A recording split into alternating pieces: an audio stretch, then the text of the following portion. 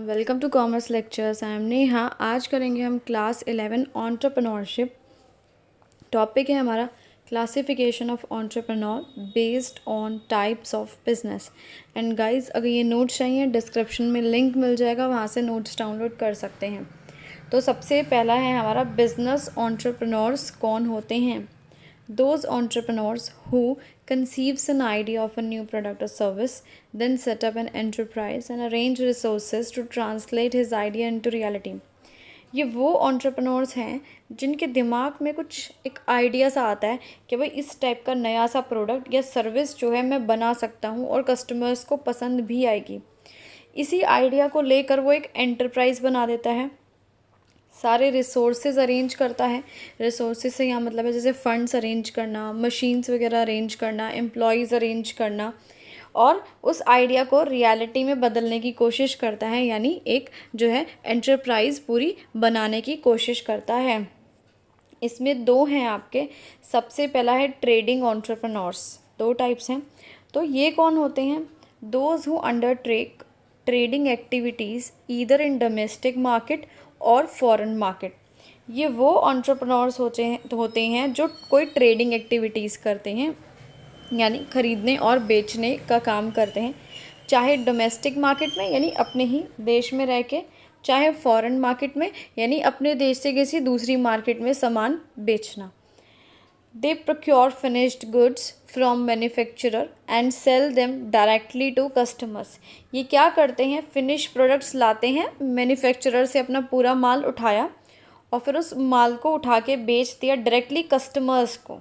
ठीक है, बीच में ये लोग किसी को नहीं लेते हैं, कोई होलसेलर एजेंट नहीं, डायरेक्ट मैन्युफैक्चरर से उठा के कस्टमर्स को बेच देते हैं। They identify the potential of market by looking at the market demand.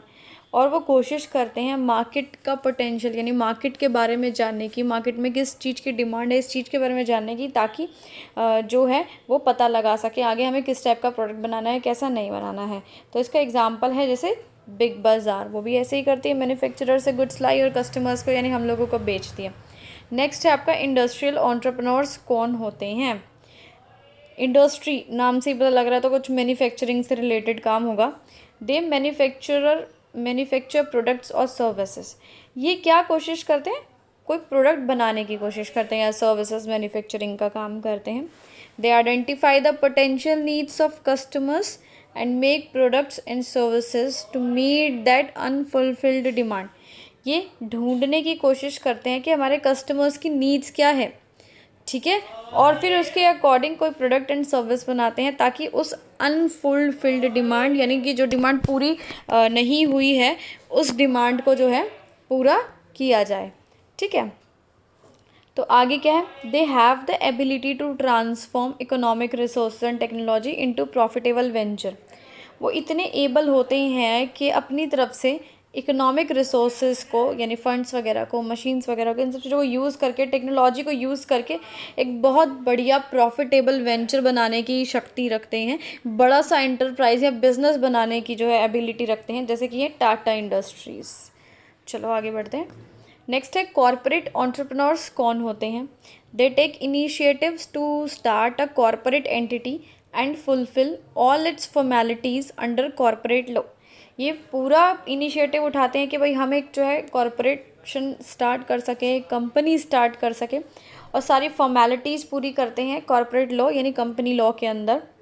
They assemble और रिसोर्सेज, सारे रिसोर्सेज इकट्ठा करने की कोशिश करते हैं, चाहे वो फंड्स हो, चाहे वो टेक्नोलॉजी से रिलेटेड कोई चीज़ हो, चाहे वो एक्सपर्ट्स या स्पेशलिस्ट या प्रोफेशनल्स हों। ठीक है, और एक टीम ऑफ एक्सपर्ट तैयार करते हैं, लोगों की टीम तैयार करते हैं ताकि वो अपना बिजनेस रन कर सके, बिजनेस चला सकें।